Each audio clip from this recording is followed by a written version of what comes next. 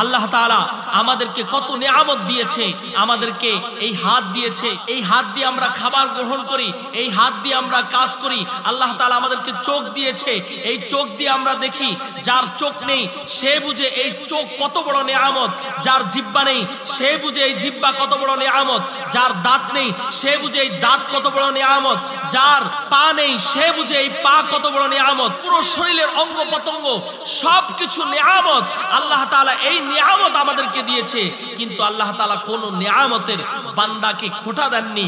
আল্লাহ বলেননি যে এই বান্দা আমি তোদেরকে দয়া করেছি, তোদেরকে ইহসান করেছি, কিন্তু আল্লাহ তাআলা আমাদেরকে এমন এক জিনিস দিয়ে আমাদেরকে দয়া করেছেন। আল্লাহ তাআলা স্বয়ং খোটা দিচ্ছেন, আমি আল্লাহ তোদেরকে বড় দয়া করেছি, আমি আল্লাহ তোদেরকে বড় ইহসান করেছি। ও আল্লাহ কি দিয়ে ইহসান করলে?